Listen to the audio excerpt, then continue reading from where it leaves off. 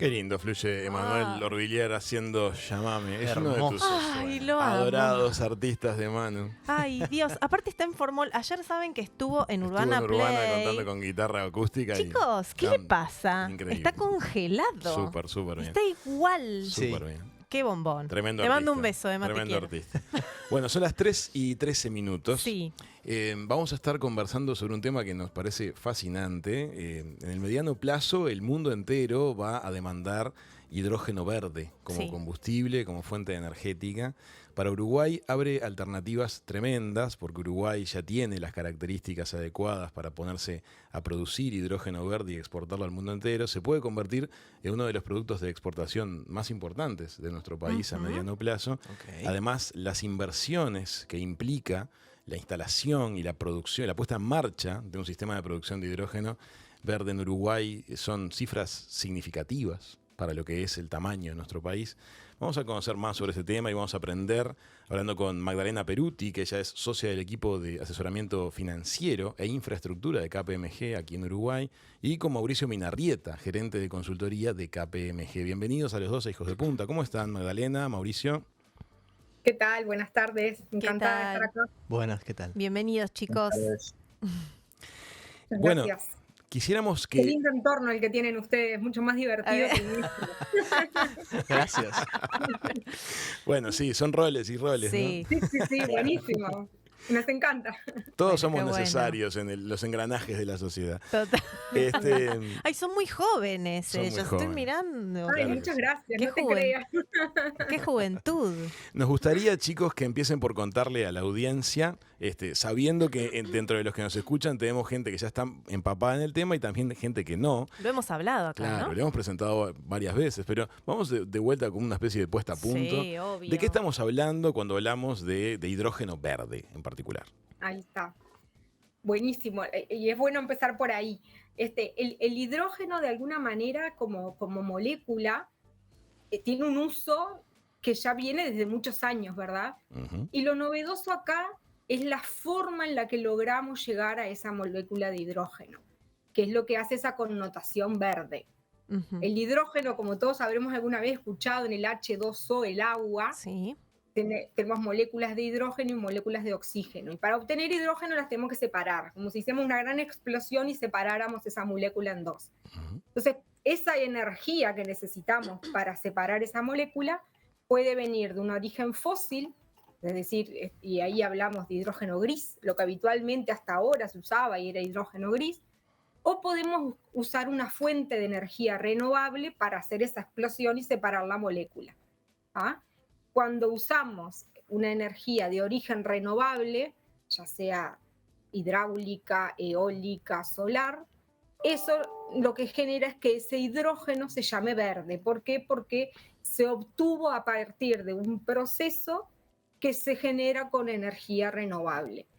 Está claro. Y ahí es el gran O sea, la punto diferencia, novedoso claro. de esto, que logramos lograr la misma molécula sin usar una fuente fósil para esa energía. Claro, el asunto de la energía eléctrica entonces necesaria para provocar la electrolisis y separar la molécula de agua, o la generaste con una central térmica con full oil, en ese caso sos hidrógeno gris, o la creaste en base a energías renovables. Claro, la diferencia está ahí, digamos. Ahí está el eje. Y resulta ser que Uruguay está bien posicionado. En ese sentido, tenemos un porcentaje muy alto de nuestra matriz energética basado en energías que son renovables. Exactamente. ¿Qué es lo que pasa en otros países? Los países que no han hecho todavía esa transformación energética, a medida que van teniendo fuentes de energía renovable, la usan para el uso eléctrico habitual. Para el consumo. ¿Sí? Para el consumo.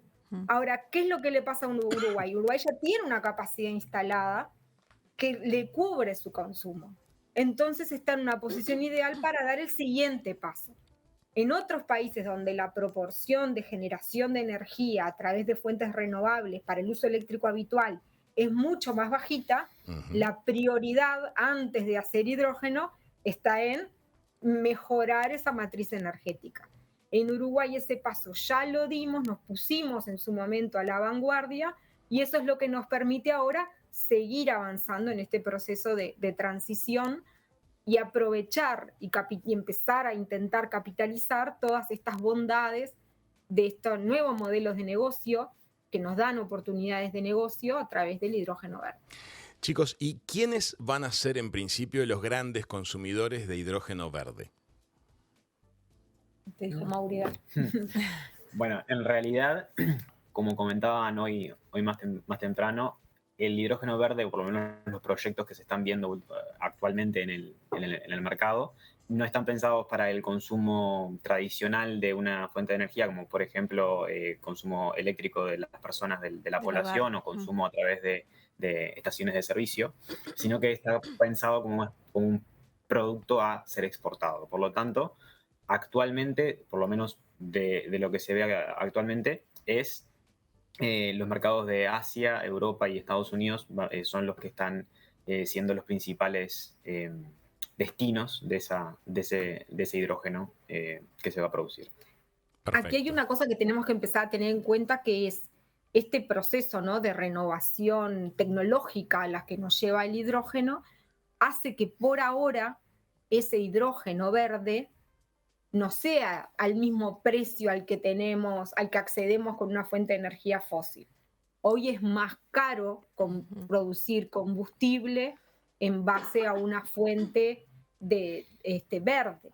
Entonces, eso lo que genera es que el cliente al que va destinado ese producto tenga que estar dispuesto a pagar un sobreprecio por tener la responsabilidad o la voluntad o de decir, yo estoy contribuyendo a la reducción de los gases de efecto invernadero, y como estoy contribuyendo, estoy dispuesto a pagar por una gasolina, un combustible que sea de origen renovable y que no esté producido en base a una fuente fósil. Entonces, por eso es que hoy en día apunta a otros mercados y no tanto al mercado local, porque no se dan todavía las condiciones en el mercado local de poder absorber los costos que implica no solo la inversión, sino también el sobreprecio de la fuente de energía renovable en este aspecto, ¿no? Si nos pensamos en el combustible sintético. Pregunto, vamos a... Sí.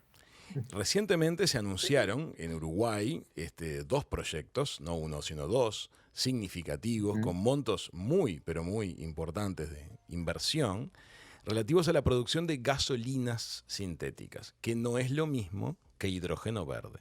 Quisiera que introduzcamos ese concepto. ¿Cuál es la diferencia entre el hidrógeno verde y la gasolina sintética? Dale. Mira, les comento.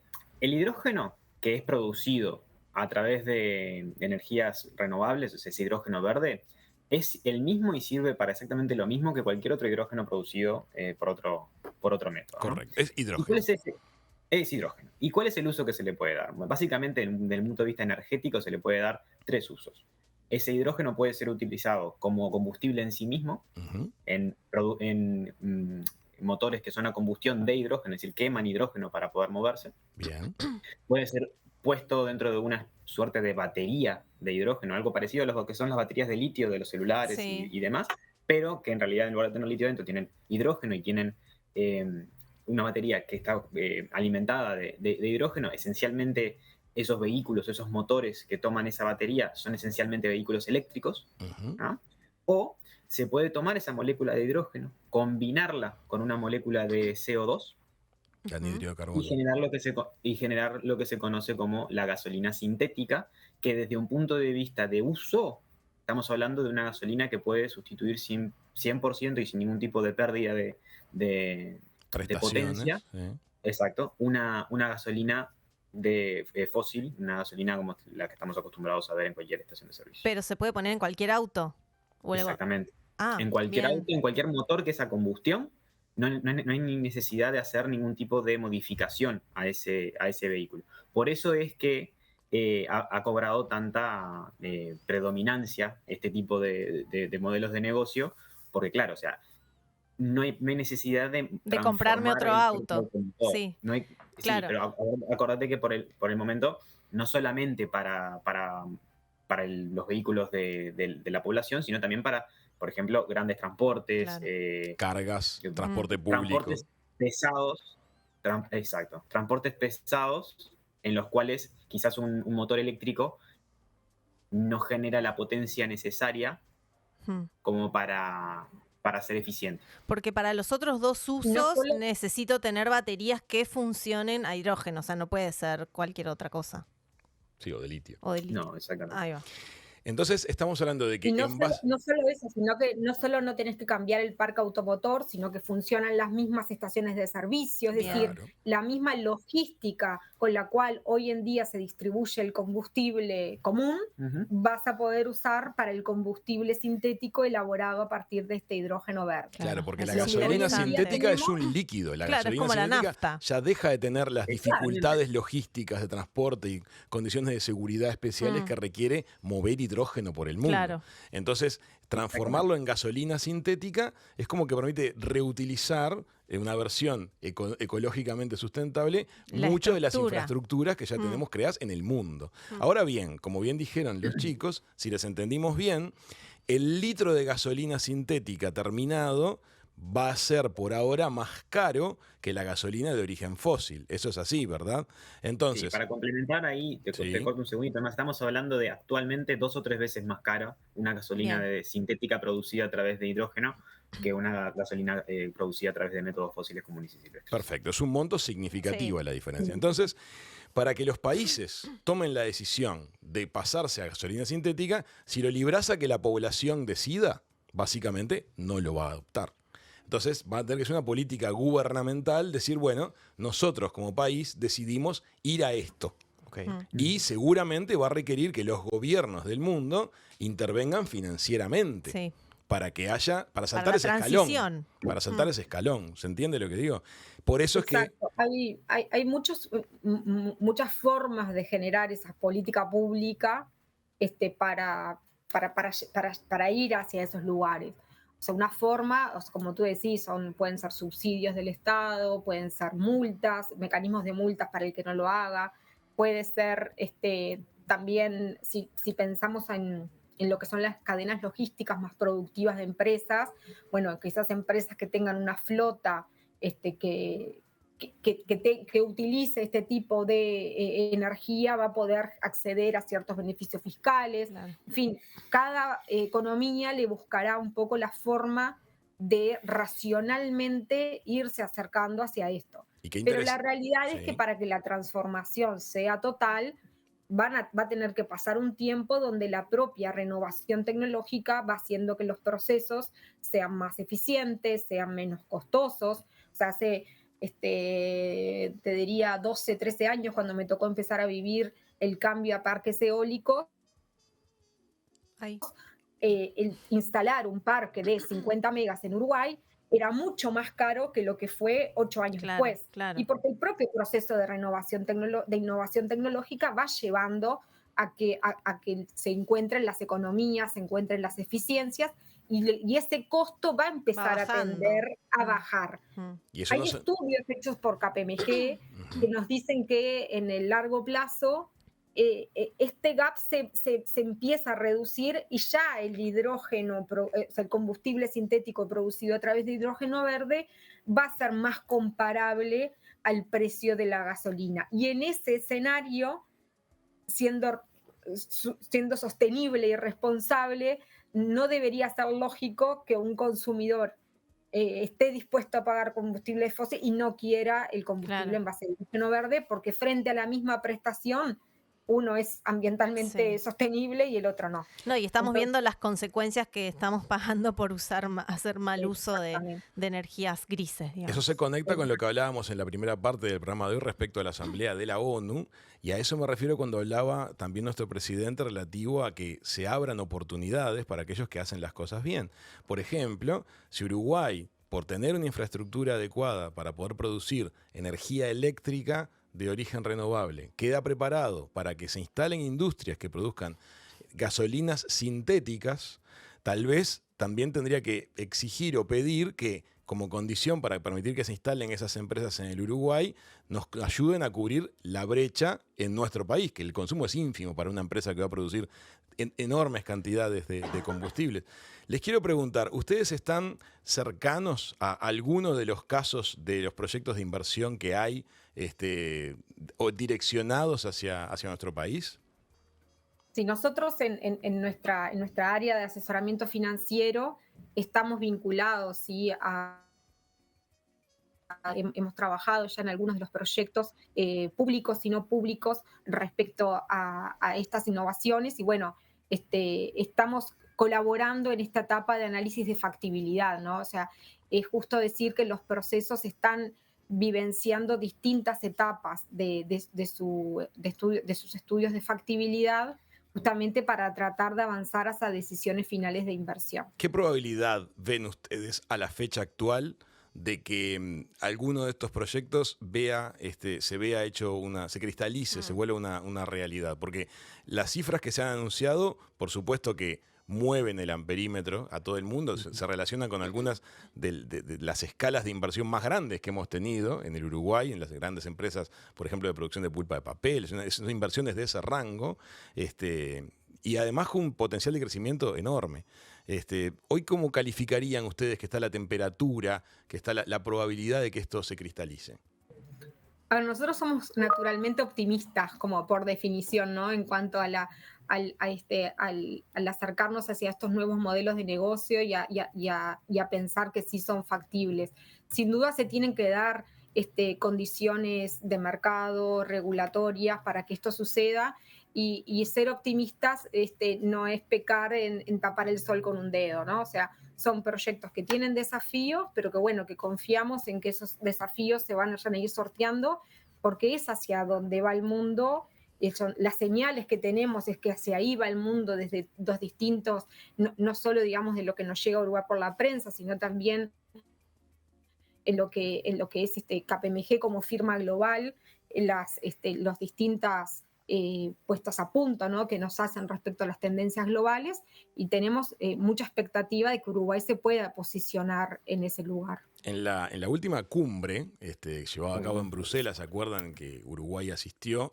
Se logró firmar un acuerdo marco de cooperación con la Unión Europea para sentar las bases de lo que sería la producción de hidrógeno verde y de gasolinas sintéticas. Porque el asunto... Uy. Ay, perdón. ¿Se cortó? Me parece que estamos escuchando una voz que se cruzó ahí. No, son ellos, pero no sé si no se les cortó la comunicación. A ver, chicos, ¿nos están escuchando? Me parece que no. Me parece que se les cortó el audio. ¿Los perdimos? Puede ser. A ver. Yo mientras repaso lo que les venía diciendo. De la cumbre. De la cumbre, ¿se acuerdan que se firmó el acuerdo marco? Y cuando tuvimos aquí al presidente de la Asociación Uruguaya de Energías Renovables, Marcelo Mula, él nos estuvo contando que la importancia que tenía ese acuerdo marco era justamente que permitía que Uruguay entre a ser parte del grupo de países que van a estar sentando las bases de lo que tiene que ser el estándar del producto producido. Sí. O sea, cuál va a ser la densidad adecuada, la capacidad, la potencia que es capaz de desarrollar la gasolina sintética. Ahí está en proceso de creación todo este paquete industrial, todo este conglomerado de cosas que en el mundo de los combustibles fósiles ya está todo hecho.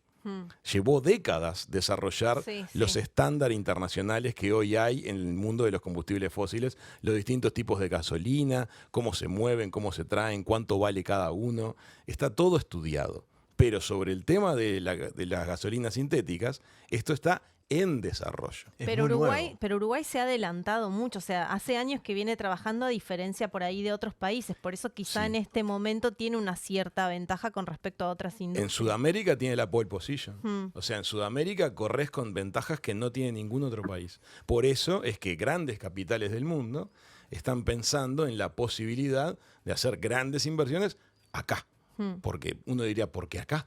Bueno, porque estamos adelantados. Porque hace muchas décadas que se viene trabajando muy bien en Uruguay, con un consenso político y con una política de Estado en dirección a que nuestras energías sean renovables. Y eso es lo que hay que valorar. Siempre que estableces políticas de Estado y las seguís muchas décadas, Si no te desvías, te va bien. No, y tener la visión de que vos por ahí estás empezando en un tema o en un rubro que tal vez otros países no lo están hablando, no están conversando, y tener la visión de saber que en unos años eso te va a hacer fuerte, digamos, Sin como... duda. Tenemos país. nuevamente a Mauricio y a Magdalena. ¿Nos escuchan?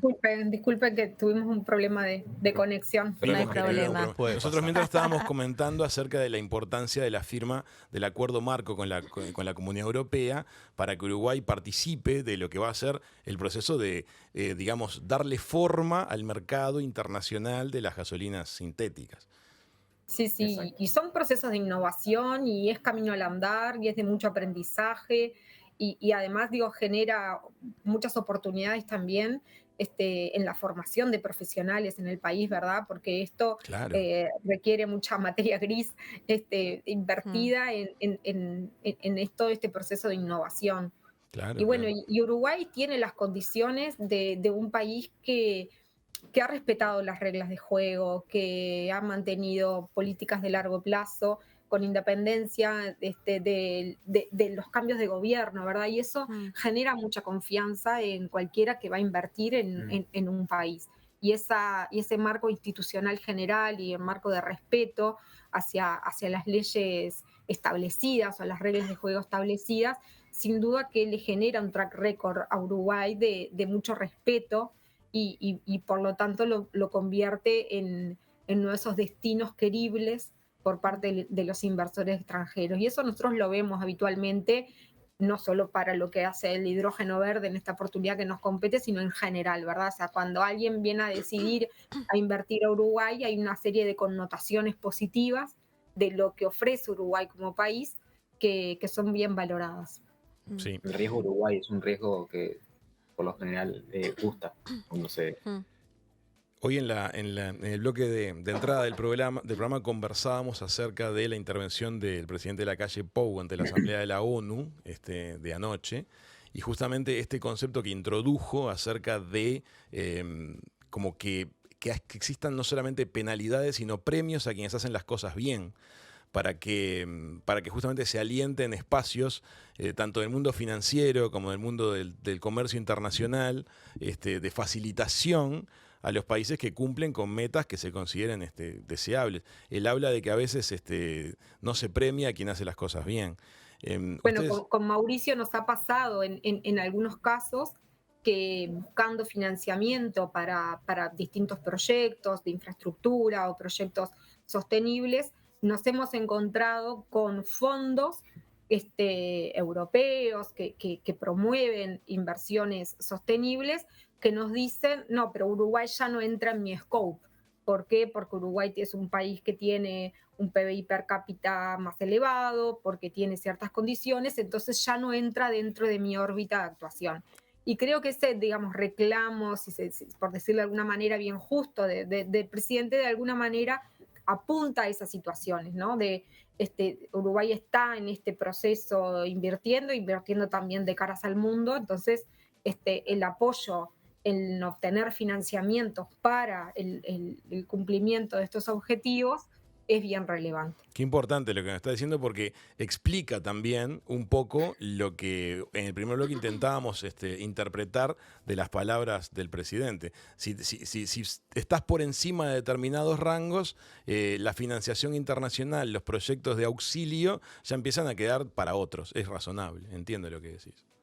Claro, eso con respecto, no lo leamos en términos generales, pero sí hay algunos fondos que han sido constituidos para ciertos objetivos, que antes Uruguay entraba dentro del mapa de países a los que podía abarcar ese fondo, y hoy en día en algunos casos ya queda por afuera y estatutariamente, digamos, no tienen permitido venir a alocar fondos a Uruguay por su nivel de desarrollo. Magdalena, claro, es complejo es muy interesante el tema de las ayudas o los beneficios, porque debe haber un montón de legalidades que nosotros no tenemos ni idea. Esto que dice Magdalena, no entramos en el rango. Bueno, ni vos ni yo nos íbamos a imaginar. Pero qué interesante que es. Pero está interesante saberlo, sí. Magdalena Peruti, Mauricio Minarrieta, ambos de KPMG Uruguay, una mirada bien interesante sobre el mundo del hidrógeno verde. Les queremos agradecer este ratito aquí en Hijos de Punta, que sea la primera de varias veces. Sí. cómo no, encantados. Muchísimas gracias a ustedes. Se nos pasó muy rápido, muy amena Volando, la charla, así que muchísimas gracias. Bueno, muchísimas gracias a ustedes. Amigas, amigos, presente, futuro del hidrógeno verde. Sí. ¿Será una de las formas en que Uruguay genere un nuevo producto de exportación? ¿Vendrán esos gigantescos capitales a instalarse en nuestro país? Vamos a ver qué es lo que pasa. Bueno, ya venimos bien rumbeados. Venimos muy bien rumbeados.